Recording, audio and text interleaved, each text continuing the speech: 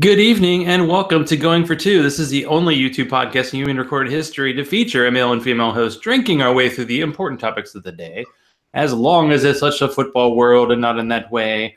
I am just Zach Law, and this is Sharona SCN forever. Tonight, we'll talk about the national media was right. That's once. The ups and downs of fantasy football playoffs. Can consistency lead you to fantasy glory? And the return of Nick Foles. You've been warned. Oh, no. Tonight we bring back Bob Lung, who has much glory behind his name, but nothing more glorious than his first ever playoff win in the League of Funk that we all are in together. And this week, guess who gets to play in the semifinals? That's right, me. So he's the guy behind Big Guy Fantasy Sports, and sadly, the championship belt in his avatar is merely something he covets, but I think in 2 weeks he's going to have it. I'm hoping so. Mr. Consistency. That might not be his middle name, but that's because the DMV doesn't like him. Welcome back to the show. Thanks, man. Thanks for having me back, and it's been a long time. We talked about Mariota and everybody last year, and so it's been a while, and if we went back to week 6 in the League of Funk, I probably would have been talking about how I was not going to make the playoffs because I was 2-4, but a 6-1 run took me to 8-5. Wow. And I snuck in, and now I get to play the man, the legend, Zach Law. So we'll see how that goes. That's awesome. It's going to be legendary. And maybe I'm only rooting for myself and my friend Chuck because we're in the semifinals, just because we do have a trophy. Our poor current champion Donald Funk will have to give up his trophy, and it would be a lot easier for me if we just transferred across town to me or Chuck, because otherwise Jennifer Eakins, who's in Denver, that's going to be a one hell of a road trip. I'm down for it. Let's do it. My idea was it'd be kind of cool, not maybe every year, but every few years, do a little road trip, draft where we can get everybody together. We do have fun. I think that would be fun. We have draft people in Nashville and Seattle and New Jersey. I'd come to Nashville. I love Nashville. All around the country. So we'd have to find a central location. And actually, Nashville would be bad. I guess where my parents live, and many quality places to go. And we just all of us watch Sharona play video games all weekend. Wonderful. It works for me. I'm in. So, Bob, since it probably was like last year that we talked, or maybe a few months ago. So how did you get this bug to, like fantasy consistency? Because finding a niche in fantasy is tough because there's so many people doing it now. Right. Two of us really aren't, but you are. So tell us, what's it like? Well, it's interesting. I think the first thing is I started a long time ago. So I've been playing fantasy football since 1985. So that's been a while. I created the consistency idea in 2002 when the home league that I had started back in 85, we were touchdown only. So a guy could rush for 120 yards. They don't score a touchdown, they don't get any points. So it's a rough league. I'm not going to lie. That's cold. That's a cold. It could be rough. Yeah, Jody Smith have had him on a couple times. He's still in one league where they just do that touchdown only, which is that really takes fantasy to what people think it is, like just total randomness. Yeah. So if you got lucky, and there was some years, I think his name was Rob somebody in Buffalo, and he had like 10 touchdowns, but he only had like 70 yards rushing because all he did was score touchdowns. They bring him at the 1 yard line. And so he was awesome for that league. But, other than that, he was worthless. But so anyway, so 2002, going into that year, I have Sean Alexander. He's the league MVP that year, rushes for 15 touchdowns. And my team went 7-7 in the regular season. Oh, wow. And I was like, but I had the highest scoring team in the league. And I'm like, what in the world happened? I don't understand. So I went back, being a CPA by day, kind of being a bean counter, being a number cruncher. I decided, well, I got to figure this out. So when I went and looked, Sean Alexander scored 5 of those touchdowns in one game on a Monday night. He scored 3 touchdowns in another game and 2 in one other. So he scored basically 2/3 of his touchdowns in only 3 games. And that was what killed me, is that then the other games he got zeros, or mostly got zeros. And I figured out if he would have just scored me one touchdown every week for those 14 weeks, I would have won 3 more games, made the playoffs, and probably won the finals. And I'm like, man, so consistency has something to do with this. Now, again, back then, the internet was just kicking in. The fantasy football was just kicking in. So, I started putting some numbers together in Excel and started doing. And then, long story short, through technology and databases and all that kind of happy stuff, I created my own system that actually calculates the scoring factor of what is enough to earn a clutch game. The more clutch games you earn, and that scoring method, the more consistent that player is, and that's what it's all been about. And 15 years later now, this past year I had a #1 selling book, The Fantasy Football Guide, on Amazon. It was actually picked as the best fantasy guide of the year. That's great. Cheat Sheet War Room. So it's been a big year. I sold 850 copies versus 65 the year before. So it was a banner year, and so I'm excited, and in the playoffs in some big expert leagues here, and so that's great, Bob. Some street cred, and just doing what I love to do. So that's how it came about. Now, do you believe in the idea of kind of having maybe diversity on your team, or maybe it's like when you're investing? Because one guy I drafted this year that reminds me of that Sean Alexander story you told was Tyreek Hill, because he has some of these great weeks where he scores like 30 points and then he'll have 6. I was thinking Kareem Hunt, but yeah. He had one week where he caught 7 passes for 41 yards, which is okay in PPR, but Right. So let's go to the numbers, shall we? Tariq Hill. He's 11th in fantasy points on a PPR. 9 out of 13 clutch games, 69%. That's respectable. I mean, he's right there with Fitzgerald, Golden Tate, Funches, Demaryius Thomas. If you get around 70 plus, so he's at 69%, close enough. That's not bad, but I think a lot of us expected probably more consistency out of Hill, and I'm one of them. I had him in a lot of leagues as well, but I mean, he's one. Kareem Hunt was also that way. He's 4th in total points, but his consistency or his clutch rate this year is also around that 69% range. So it's and that's what this all tracks. And so the idea is kind of watch these guys and pick those guys out that look like they score a lot of points, because at the end of the year, you see them ranked in the top 20 or top 10 in fantasy points. But when their consistency is way down, that's not the kind of guy I want to invest in next year. Let somebody else look at the total points. I'm going to look at the consistency and draft those players that I know and have seen and has proven that they've been more consistent. Like, one of my favorite players every year is Jarvis Landry. Every year he gets, he's put at ADP-wise as a wide receiver 15 to 20, and every year he's in the top 5 in consistency. This year he's at 92%. The only one ahead of him is DeAndre Hopkins, who's perfectly at 100. Yeah. So, that's the kind of guy that I get every year as my wide receiver too, because I then have Jordy Nelson or Julio Jones or, AJ Green or one of those top guys, and then get Jarvis Landry in round 4. And man, I've got a nice team that is going to get me those points every week. And so it's worked well for me. Out of curiosity, what is Julio Jones' consistency rate? I know. Actually, this year, one of his better years. Last time I checked, he is at 85%, 11 out of 13. Okay. Yeah, so it's he's good up to see there. It's good to see DeAndre Hopkins bounce back, because last year was horrid. Right. Yeah, no, and this has certainly been his best year, regardless of who's quarterbacking. We'll see if TJ Yates can keep that going, but Savage is doing a good job getting him the ball, but we'll have to see what happens with Yates this week.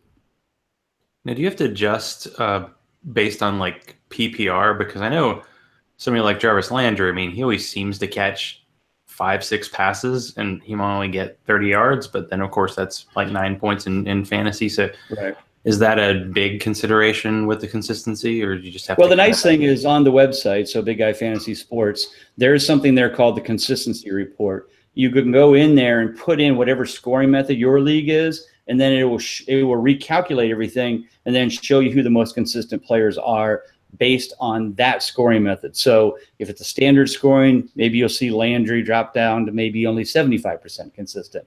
but that still shows that he's up there in fantasy anyway, because that's still a pretty good consistency rate to have. So, yeah, I mean, this year Landry has scored more touchdowns than he ever has in the past. That's probably why he's up there consistency-wise in standard leagues. But, yeah, it'll separate those guys who are more heavy PPR and not as much standard. But, again, you can do that on the site, and people can then put in their scoring method and figure out which players are the most consistent in their leagues.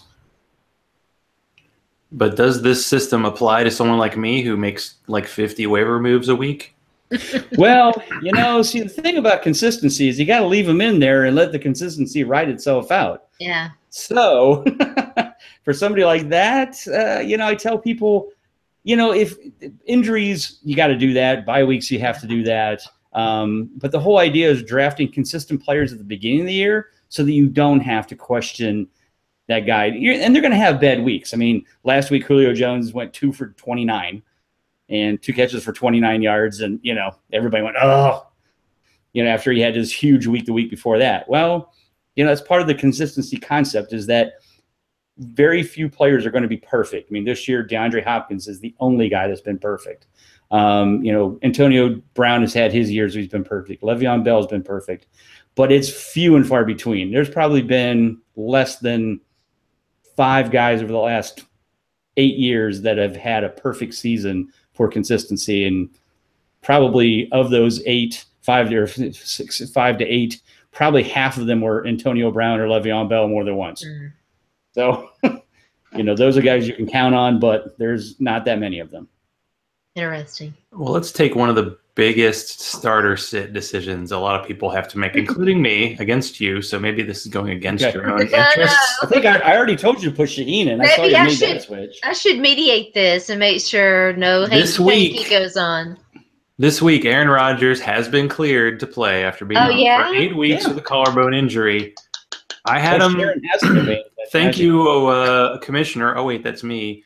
For creating this IR position, because I just threw him on my IR and then I had to, release him from IR today. I was keeping Odell in there just because of God, Odell, oh, you break my heart. But does the consistency tell you, does he fit in well this week? Kind of coming off cold, but I do believe he has previous experience, a Bears game, week 17, where he was injured and came back and did pretty well.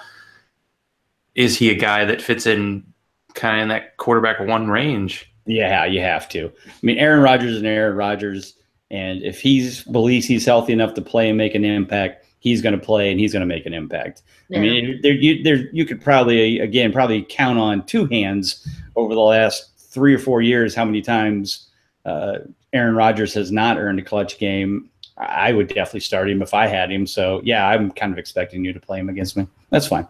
I'll win anyway. It doesn't matter. Well, I don't know. Does Yahoo have me as an underdog? Yes, by 14 points. Because last week I was like a 20-point underdog. I don't know. It's the Yahoo scoring, but it's always I would not want to be a person who does the projections for any major site just because people are going to come after you. But Jamal Williams, who scored, I feel like he's scored he's been the running back number 1 for 4 weeks. And they have projected for 7 points this week. He scored 30 last week. I even benched him 1 week just out of fear because Aaron Jones was coming back, and not anymore. He's my guy, Rex Burkhead. It's weird. Maybe just okay. This is gonna be an off the top of my head kind of night. Definitely. Okay. The New England Patriots used to be a team you didn't want to get any of their running backs, although last year LeGarrette Blount did pretty well. It's been kind of Deion Lewis and Rex Burkhead both been pretty consistent. I know Burkhead has been of late. Yeah, both of them, if I remember right. Let me grab my papers here. But so one of the things I also track for all the players is their consistency by game. And I have to put on the old man glasses for this one. But this old school using paper. Yeah, well, yeah, it's always easier to have paper in front of me when I'm on a computer. Yeah. But so Rex Burkhead has 4 clutch games out of his last 5 weeks. Oh, wow. So he's been red hot. And Deion Lewis also has 4 out of his last 5 weeks. So you are correct, good sir. They are both been very consistent of late. But they are the New England Patriots. They could get a guy out of the stands and start him at running back this week because that's what Bill Belichick does. No, I don't know. They'll this probably would be still a really weird. No, I think you're right.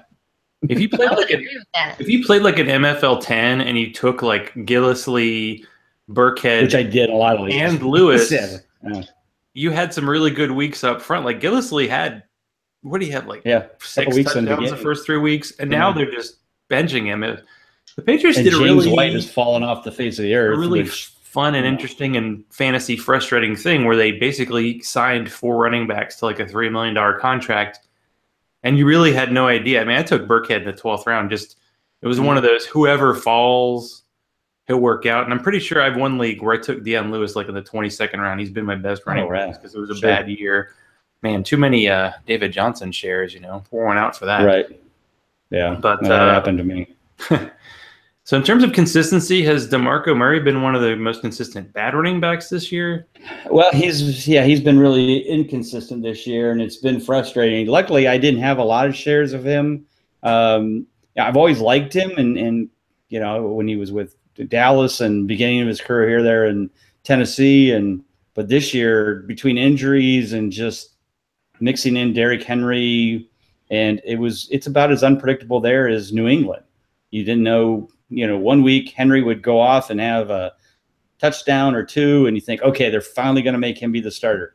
And then the next week, DeMarco Murray has 125 yards and a touchdown, and Derrick Henry gets 8 yards. So that's been a rough one. Luckily, I kind of stayed away from it, which I'm glad I did, and kind of just focused on the bigger names. I have a lot of Todd Gurley on my teams because not a lot of people were in love with him, but I thought the consistency showed last year that even though everybody was really disappointed in him, it wasn't as bad as people thought. And with the whole new system and new quarterback, or not new quarterback, but second year. Well, he might as well be new. Might as well be new, but new coach. And I drafted Gurley a lot in the second, third round, and that most of those teams are the ones that I'm riding in deep into the playoffs. So this one, I think against you, Zach, I've got LaShawn McCoy and Justin Howard.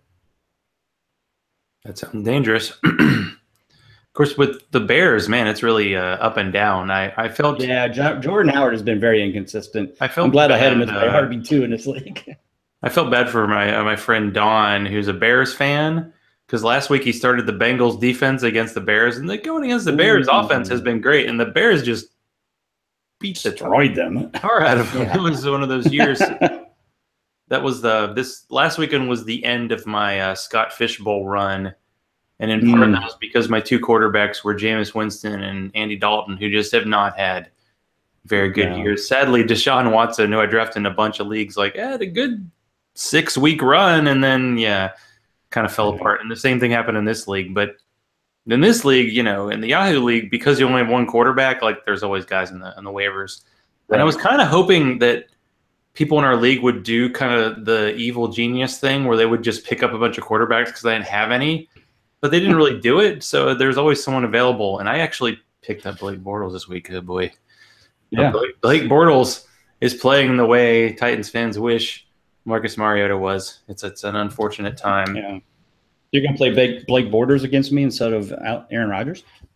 Probably not. I'm just holding on. Okay. It's one of those I really have that would be a bold move, Cotton. My Yahoo theory this year has just been I'm going to have 1 defense, 1 kicker. I think I've had 2 tight ends just because they've been crap, and 1 quarterback. But because they keep getting hurt, I've been adding a second guy, and I had the second guy this week. But, yeah, and at this point, I don't know. It's weird with only 3 weeks to go. It's like, do you really – early in the year, I just picked up as many running backs as possible, and it finally started paying off. But now with 2 weeks to go, really – the only running backs you're going to pick up are guys who come out of nowhere from injuries that right. I mean, this week, Rod Smith was the only really highly coveted, I think, free agent. And of course, Jennifer had saved up her bucks, which I had all spent by week 5. I had one of those, usually you either save them till the end of the year or you spend them. And I just never mind. What was funny? I didn't realize that you had to bid on the player until week 4.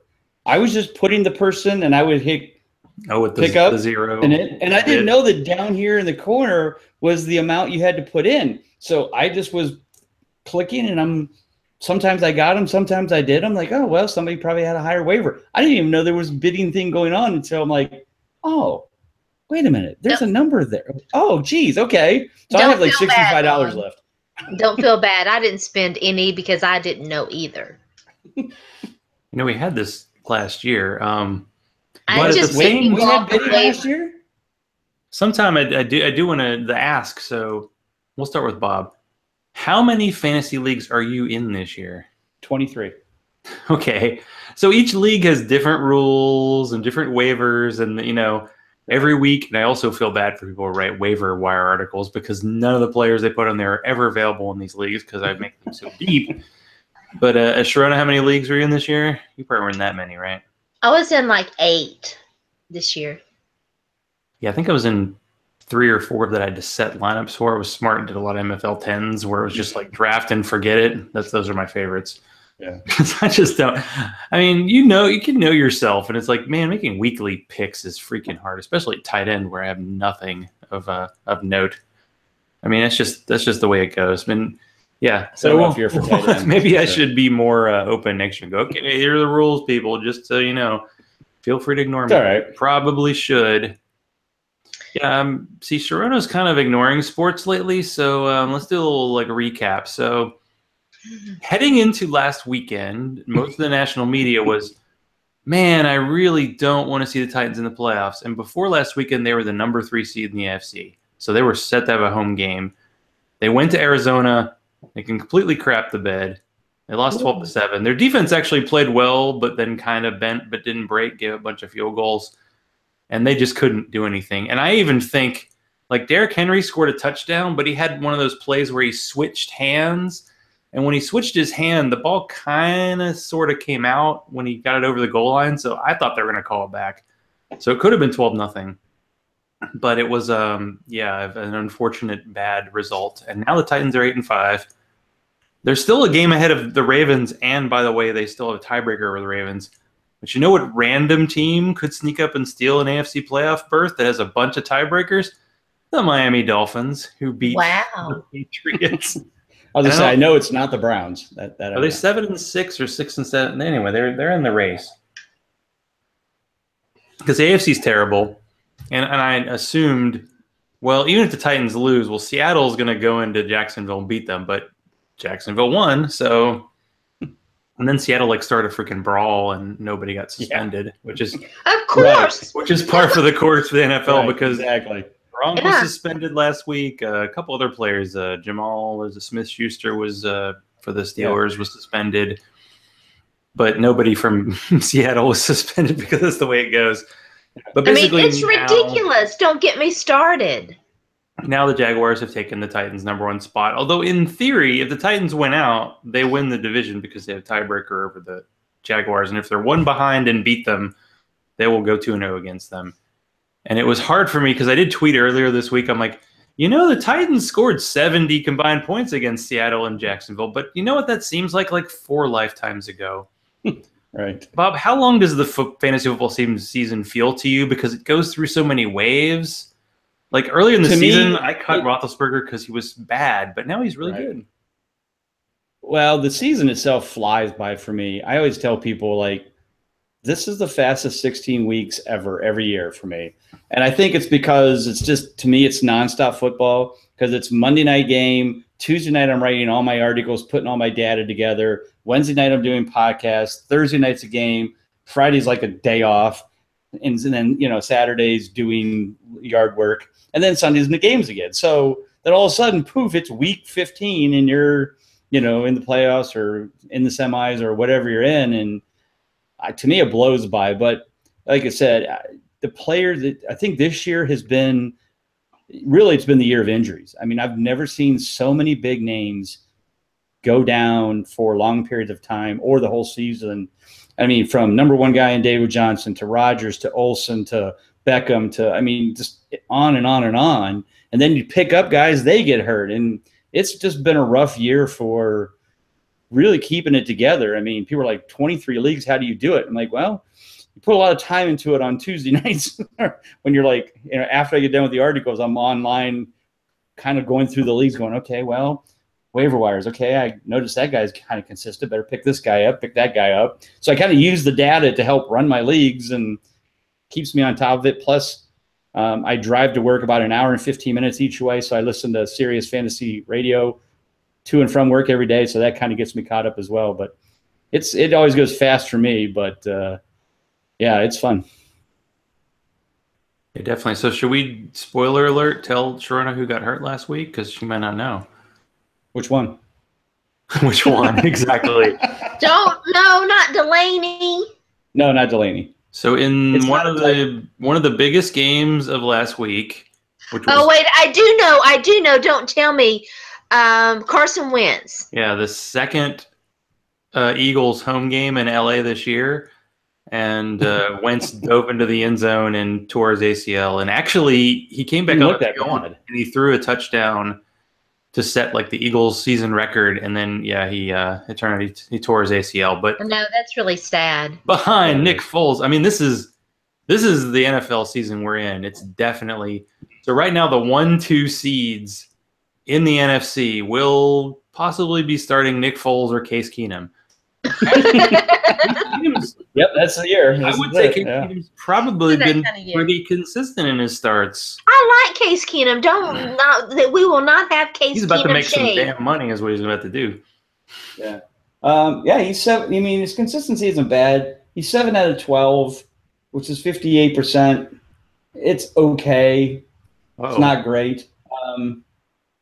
But he's only 15th in total points. So, he's still having a good year. I think really he's been a good NFL quarterback because he's winning football games for the Vikings, which is all they really care about. But yeah, I mean, he certainly put up some good numbers. He's got great weapons, and Adam Thielen, Stephon Diggs, Kyle Rudolph. All of those guys have been consistent, well, except for Diggs.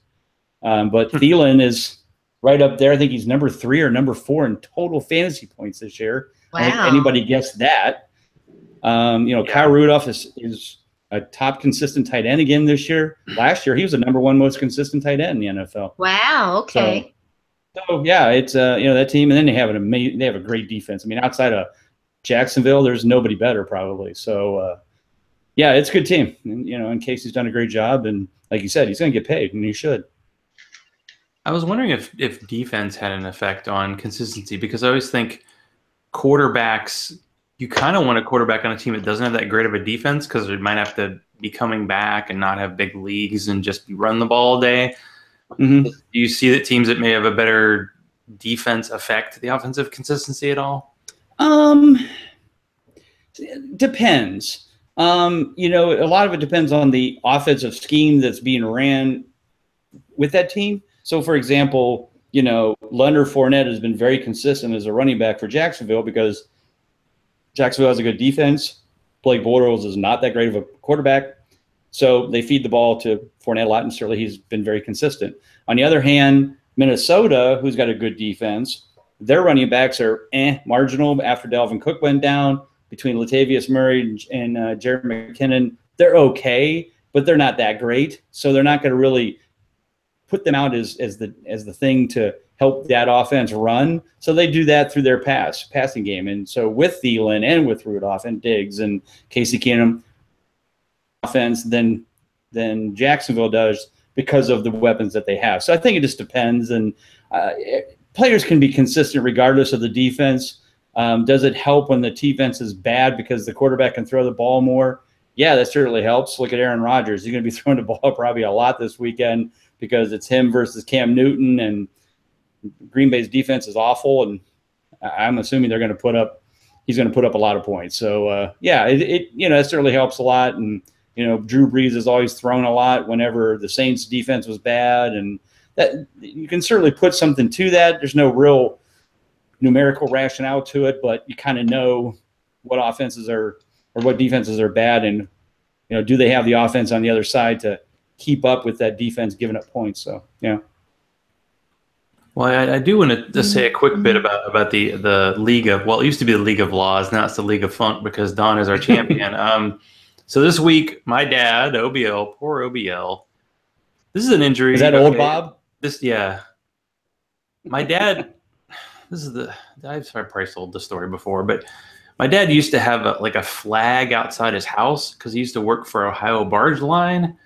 So I came into the house and I said to my dad, "Does this stand for Old Bob Law?" And that became my dad's nickname, and it became OBL. So he's been OBL ever since. But one of the if guys, I win, then it'll be Old Bob Lung. So there you go. we are gonna change the name to whoever wins, right? It'll be the League of Lung. Could be the League of Lung. It'll still be on the trophy because that's what I put on there. But I kind of put on there in a way because Don just loves winning a trophy, and I was like, put Don's name on the trophy. On, you know? Sure, why not? I don't care. Well, and you engrave it. Let him keep his trophy, and we'll just get another one for the new winner. Why don't we just do that? I don't know. I like the whole I'll pitch in Stanley Cup theory of the new champion gets a trophy. Now, the whole drinking of the trophy, you don't want to drink out of a trophy that you buy at a trophy store. I'm just. By the way, green tea with ginseng is. I was wondering, like, you're drinking out of a, a little moonshine. It's a mason jar. It's a Coca-Cola mason jar.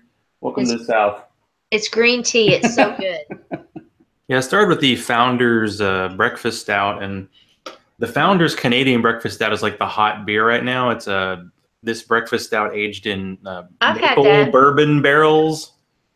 And I actually tried a little bit, and it's pretty tasty. And then, of course, the dessert beer, Death by Coconut. But my dad had, he played Chuck, who scored, I think, the highest score of the league. So the number 8 seed again, because last week Sharona had. Oh, was that the game that he got beat like 156 to 80 or something this week? Yeah, Sharona had one bad week last year, and it was week 14, and she got crushed by, I don't know if she got crushed. She just got beat by Jennifer, and that same thing happened to my dad.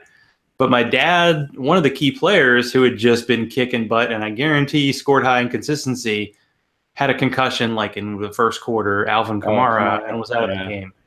Although it sounds like he's back this week. He's supposed to be back for this week. He'll clear protocol, but yeah, that hurt. That had to hurt a lot of people. I didn't have Kamara, believe it or not, in any league. I had him in one league. And but it's I was glad he's doing well. And when I saw him go down, I'm like, oh.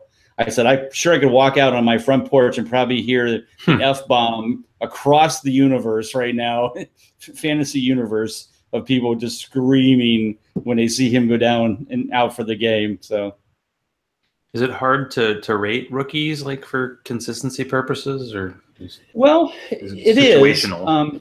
So what I started doing 2 years ago in the magazine, and I updated this year, and I will continue to update it, is I did some analysis of the first 4 rounds, all of the quarterbacks, running backs, tight ends, and wide receivers that were drafted, and then took that total number of those players drafted, and then said every rookie in the rookie season that goes over just 60% consistency, which isn't great, but it's good for a rookie.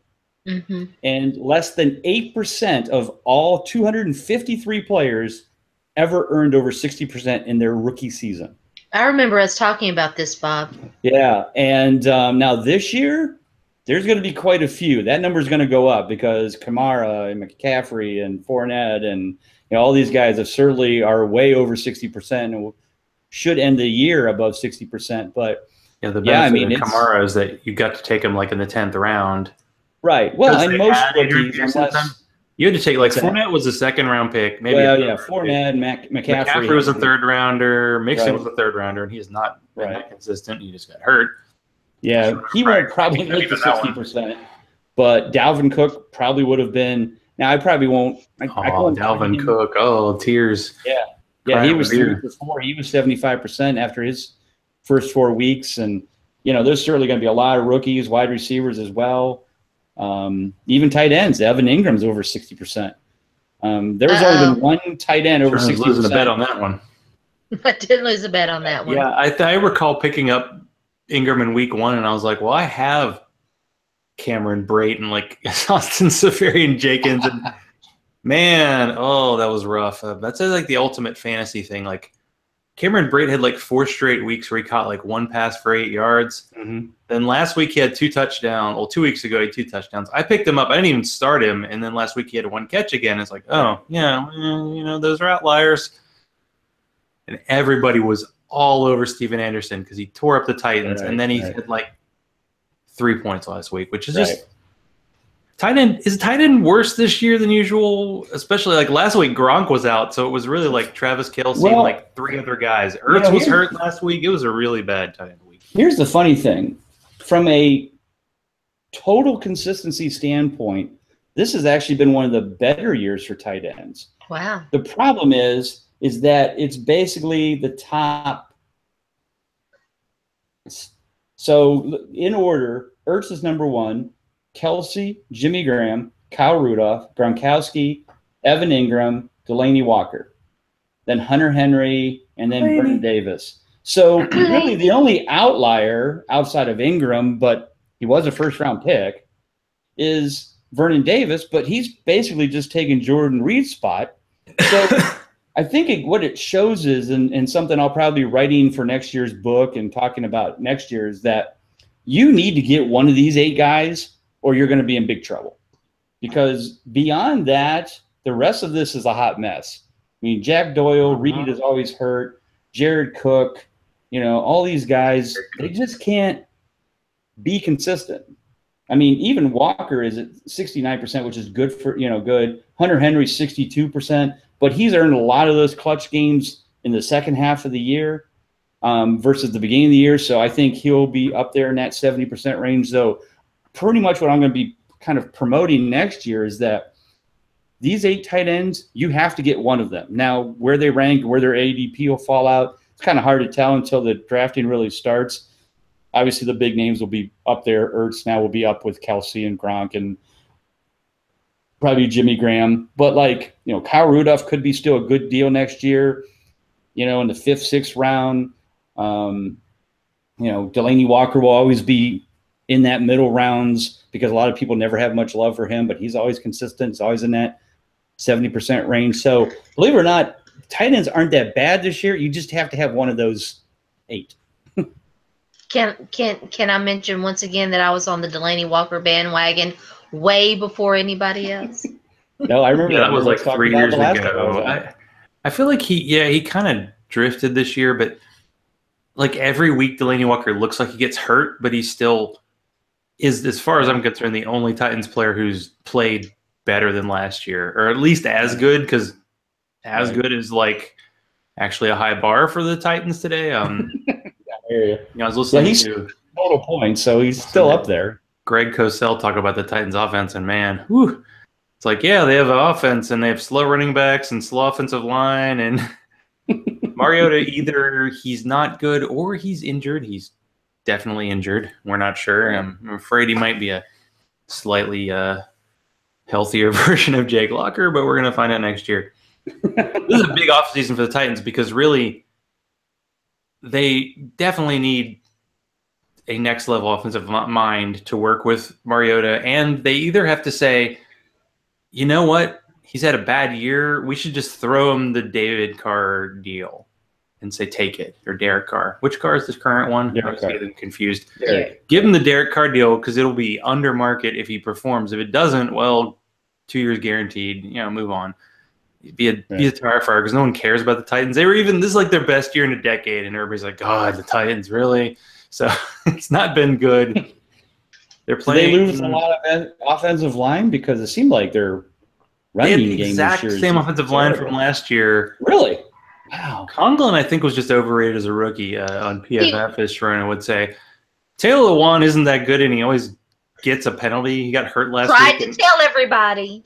Like, Taylor Lewan got hurt last week, and I was like, yeah, they got that Dennis Kelly guy. He's decent.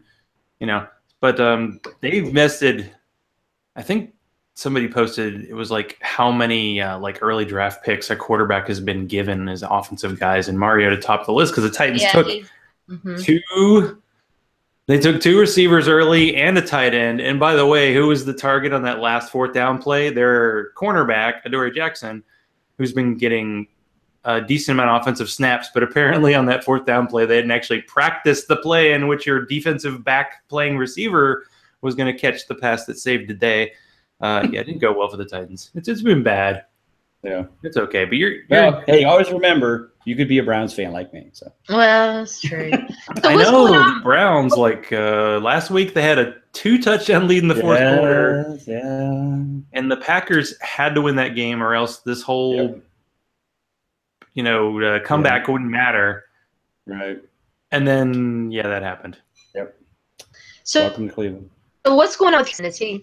Is he gonna what's the deal? With the new general manager? Yes. Is that what you're talking about in Cleveland? What are they going to do you think? Well, they got a new general manager. His name's John Dorsey. He came from Kansas City. He's the one who turned their Chiefs around. I know who he is. And so, let's hope so. I mean, every time they make a change, you go, well, this should be it. This should help. Here we are. So what do you think about Hugh? Is he a bad coach? I don't think he's a bad coach. He's very good with his quarterback. So I think he's done a lot with Kaiser. I think Kaiser can be a good quarterback. He certainly looked a lot better later so far this year. He makes his rookie mistakes occasionally, but now that Josh Gordon's there and Corey Coleman's healthy, they've looked a lot better on offense. I mean, they need to kind of improve the defense. Obviously, they're still giving up way too many pass yards, etc. So, I still think we're not as bad as we look. We just always seem to do something stupid, and whether so we just got to get more players. We're going to have the number 1 pick and possibly the number 6 pick this year. It's just a question of them making the right choice. Now, I've heard everything from they're not going to stay with Kaiser and they're going to go get Rosen or one of these guys to be the quarterback. I don't know. At some point, the Browns have got to be patient, though, don't you think? Well, yeah. I mean, it's again, if we were going like 1 in 15 and then 3 and 13, and if we were improving every year, you're seeing a progression. Then patience is our virtue. But when you're 1 in 28 over 2-year period, you kind of go, guys, what are we doing? What we have. We put all this money in the offensive line. It's been okay.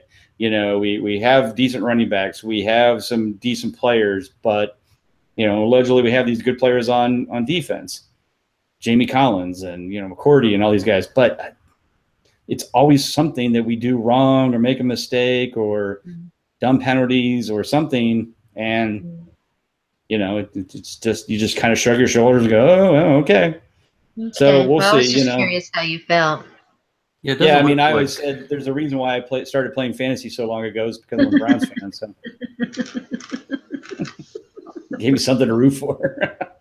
Yeah, I saw a mock draft, and it had, I can understand that. It had Cleveland taking Sam Darnold number 1 and Saquon Barkley out of Penn State number 6. And of course, a running back there sounds bad, but at the same time, I know that Cleveland seems like 8 or 9 picks in the first 3 rounds. So really, just keep throwing a bunch of picks at each position.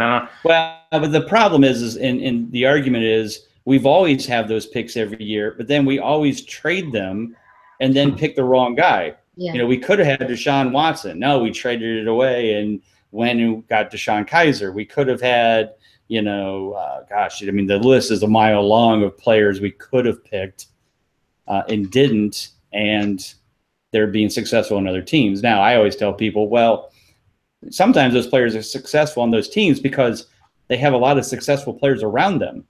So they don't have to be the superstar. Yeah. That makes a big difference. If you're Juju Smith-Schuster and you're going to Cleveland Browns, you're the number 1 player on that team if you're going to go there. You go to the Pittsburgh Steelers, you're the 3rd best wide receiver on the team, and you can take your time and learn and not have to really contribute immediately. And so there's a lot of pressure on those kids playing for the Browns because they have to contribute or they look like they stink. And there's nothing around them to help take that pressure off them. So that's what I try to tell people is, it doesn't always work that easily. I mean, when Steve Young came out of college, he went to the Tampa Bay Buccaneers, and he sucked the Tampa Bay Buccaneers for 2 years. He was terrible.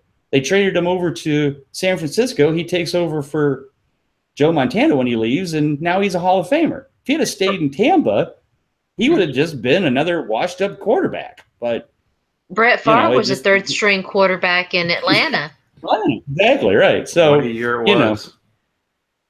So yeah, it makes a big difference. So it's going to take time. And again, Browns fans just go for the party and just drink, and they don't care.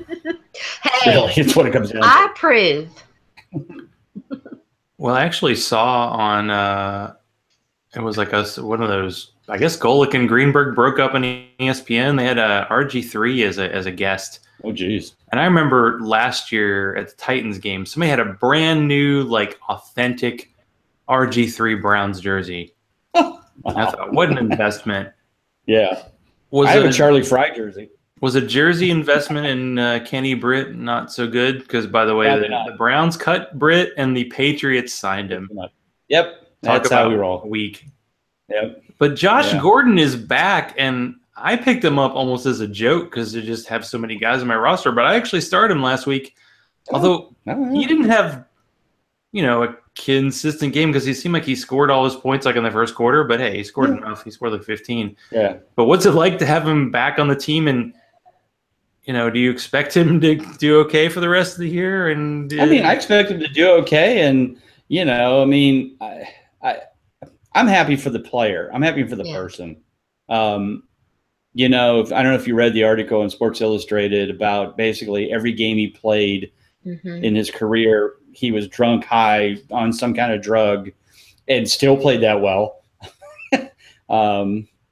Now that he's back and he's healthy and he's hopefully off the habits, I think this kid's an amazing talent. I just hope that the Browns keep him there and build around him, and and get more playmakers. And I think he can be just as good as he was in 2013. I mean, he's already proven that in the first couple games. He just came right out like, oh, I didn't miss a beat.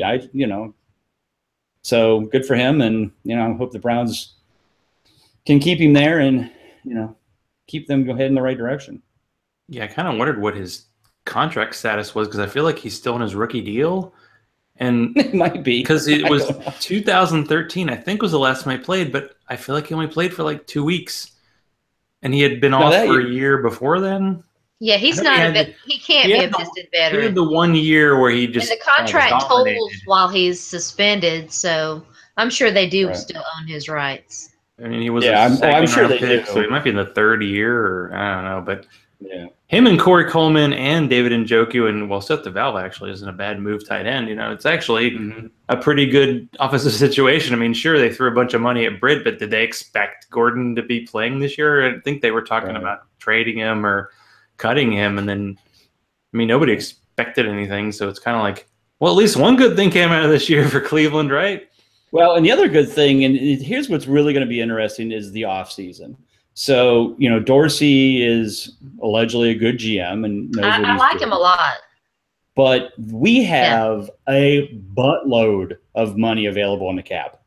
So we can go after Kirk Cousins. We can go after, some of these top players that are going to be available out there. So we may build somewhat free agency wise, and then fill in from, around that in the draft. So I would love to go out and see them spend some money and spend some cap money and fill some of those voids, whether it's offensive line. We don't know if Joe Thomas is coming back, so get somebody in there to replace him, which is going to be hard to do. But again, you got to get what you can get, or take free agency and get a quarterback and get a running back, and then use the draft to get maybe a great offensive lineman from the draft. So, I think we've got the cap money. We've got the draft picks. If this guy is as good as everybody says he is in Dorsey, then let's see what he does. And I think if he makes some good moves,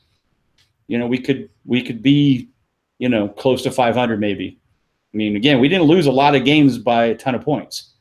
We lost games in the fourth quarter, like the Packers, like the Lions, like, I mean, you can go on and on. Titans. There's a lot of games we were leading that we had a shot and then just kind of fell apart. Yeah, I'm kind of wondering where the strength is in this year's draft, because last year I know offensive tackle was really bad, and quarterback seemed like it turned out pretty good, but it seemed like most of this year's like most coveted guys, everybody was going nuts about Josh Allen out of Wyoming, and actually that mock I saw had him going to Denver number 5, and I was like, man, I don't know about that, but yeah, well, it's funny because nobody was excited about Wentz when he got taken number 2. You're like, North Dakota State, and he was hurt his senior year, and he's old. You can't be old in the NFL. And you look like Prince Harry. Wait, that's good. Never mind. Sorry. My brother-in-law is a diehard USC fan. Mm-hmm. If you're the Browns, would you draft Darnold first? He goes, absolutely not. I'm like, what? He goes, I don't think he's that good. Oh, wow. Okay. So I'm like, okay. He goes, I go, well, who is? He goes, I'd rather have Rosen from UCLA. I like Rosen. Okay, well. Yeah. So I don't know. Everybody said this was supposed to be the quarterback draft. So we'll see how that ends up, because there's certainly teams that still need them out there. And like you said, Denver and a lot of these teams are kind of in desperate need for somebody to get them over the hump. They've got good players like Denver, but no quarterback to do anything with it. So you got to believe that Elway will be out there trying to find the best option. But we'll see what happens. So I guess everybody's off the Paxton Lynch bandwagon. I'm not sure there was ever a bandwagon created for Paxton Lynch, except unless you started it. But I did not. But he rose pretty quickly on draft boards, and yeah. Well, people are I think a lot of that's agent driven, but well, yeah, it's media, it's hype, it's whatever. They put so much into this, the interviews and the media days and the combine, and this guy runs this fast and this guy runs this and he does that, and it's like they still have to perform in the field, because a lot of people ask me, kind of like you did, Zach, well, how do you look at rookies? How do you look at consistency for rookies coming out? I'm going, I don't look at them at all. I mean, I don't think I've ever drafted a rookie probably in the first 5 rounds in years, because I don't want to take that chance. Again, less than 8% have proven themselves worthy. I think the only one I actually considered was Ezekiel Elliott. But just because of where he was going, the offensive line he had, and the team he had around him. And he's one of the few that actually it did pay off. And he was obviously well above 60%. But I don't watch college. I don't care to watch college because, college is college, and it's a whole different world in the NFL. I don't care who you are. So, yeah. Who was it I took in the 6th round? It was a rookie quarterback last year in Yahoo. Well, it was Dak Prescott. Oh, Prescott. Yeah, right. Yeah. And who would have guessed of all the rookie quarterbacks, that would have been Dak Prescott that would have had the best. Quite a year. But I wanted to say one thing about college, just because, Sharona's a Tennessee grad. So Tennessee, after stumbling, fumbling, bumbling, kind of like the old Tampa Bay Bucks, they were 0-27, but they turned it around. They signed the defense coordinator, Jeremy Pruitt, I think is his name, from Alabama. Okay. All right. I'm sure Sharona has deep thoughts about that. I think that's a good hire. I would have to say. I'm not sure how proven the Nick Saban coaching tree is. I haven't looked at it lately, but they could certainly and have done worse. Those guys can wear the hell out of a visor. I know that much. As long as it's not Lane Kiffin, I'm good.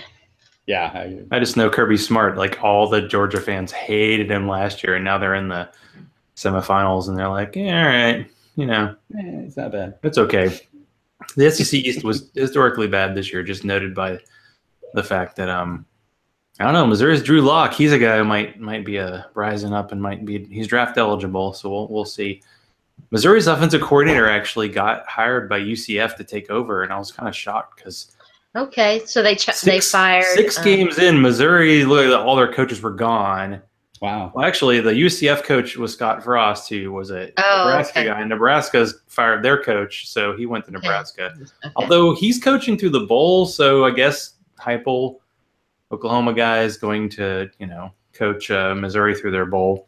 And I kind of want to watch that because Missouri's playing Texas, and I kind of want to see Missouri against a team with a bunch of 5-stars. But just like Florida State, most of Texas's like draft eligible guys are like, yeah, I'm not playing in the Texas Bowl, and that's not really something I want to put in my cap. I'm just going to let that one go. So I feel like that game's going to be nice and high scoring because, yeah, bowl season's coming. Bob, I know you're not a college guy. Do you watch bowl games, or are you kind of like just like the big ones? Yeah, I mean, if I'm flipping channels and they're on, if I know it's a game to watch, I'll watch it. But again, family and things going on during the holidays. My my 2 youngest daughters went to OU, so we'll probably be watching that game when they're playing. And I'm an Akron grad, so Akron's playing in a bowl, so I might be watching those when they're on. Yeah, no wonder you got the Charlie Fry. Come on, man. Yeah, I got my Charlie Fry Browns jersey. $5 off the rack somewhere. I was so excited. There you go. Everybody, every time they see it, they're like, where in the hell did you get that? Well, I think they made 3 of them, and I got 1. But so, yeah. And then, Ohio State. Obviously, we'll watch that game because I'm not a huge I don't live in Ohio State. I root for them. I hope they do well. But, my best friend, him and his wife graduated from there. They literally could cut themselves and bleed scarlet and gray. So, his life revolves around when they're on TV or when he goes to almost most of the home games, all that kind of stuff. I just can't get that. Akron didn't make me get that excited about college football. So. Yeah, I wondered if there was upset over the fact that Alabama got that last Final Four bid and Ohio State didn't. I mean, there was obviously all the guys up here were like, oh well, but I read both arguments. I'm like, who's probably the bigger draw? Probably Alabama nationwide versus Ohio State. But I think either one of them deserved to go and could have, and one of them had to be left out. So it is what it is. So Alabama could be the second team to win a national title after not winning their own division. That'd be awesome. Yeah, they did that against LSU, and of course Alabama is famous for inventing national titles that they didn't win because that's how we do it in the South. Yeah, we know how to mess around. I'm sorry, Sharona, but we had a guest tonight, so I didn't do over it or not. It's all right. I figured we could talk Tennessee, and I think you've covered it well. So Bob, where do people find you? And I hear there's a paywall. It's down for people to Yeah. So for the last few weeks, all the articles on Big Guy Fantasy Sports is free. You can get to the consistency report as well for free. So if you want to pop in your scoring method, check that out. You can do that. But yeah, so we're just kind of letting it open for people. And then, the off season, I'll start on the book probably as soon as the season ends because I can do that because I don't put rookies in the book. And I'll be hoping to have that out June 1st again this year. And, hopefully that continue to grow and get out there. But very exciting. It was a lot of fun. And like I said, looking forward to crunching the numbers and putting out my thoughts already for next year and picking my Mr. Consistency of the Year awards for each position. That'll be coming out article-wise so everybody can see that. And I'll put that all over Twitter. But, yeah, you can find me on Twitter at Bob_Lung. Big Guy Fantasy Sports is the site. And if you have any questions for your playoff run, want to hit me up, I can share the consistency numbers with you and let you know who might be a good choice going into this week. But thanks for having me, guys. Always fun to be on there with you. And thanks for coming on, Bob. Seriously, we'll do the draft next year live. That would be awesome. We'll go to Nashville. We'll have the draft live. And you're such a fantastic resource. If my dad can't win, another guy named Bob winning is okay. Yeah, Bob L. I mean, I'll hand you the trophy gladly if that's the case. We'll have to do OBL _ 1 and 2 or something. Yeah. Yeah.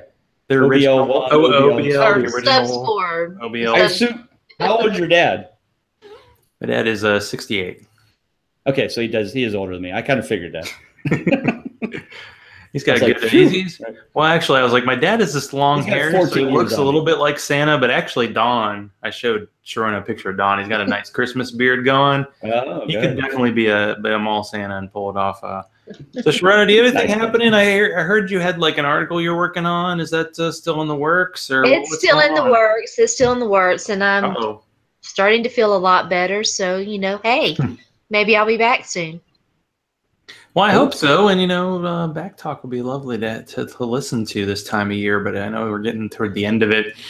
I'm working on an article too, a little personal story I'm hoping to get in the local newspaper pretty soon, but I'll talk about that when we get closer to the date. So, yeah, Zach_Law, and feel free to root for me in the semifinals. I'm in 2 semifinals. I've never won this league. I've never won my Dynasty League, and I'm in both. All right, you win your Dynasty League. I'll take care of this one. So there you go. I feel like that's a nice even one. So, yeah. Thanks again for Bob for returning to the show. We have a lot of really good Ohio guests. That's nice to know. And Sharona, again, I hope you enjoy your tea, and maybe next week we'll get you into the moonshine. And for Dawn, sorry that things ended poorly. Once again, the rules of the old fantasy league we're in is the champion keeps the trophy till draft day, and I think Don deserves a trophy till draft day, and he'll have to hand it over. But I'm sure he'll be gracious as always. So thanks again for everybody for being on. And as we like to sign off, good night and kiss my grits.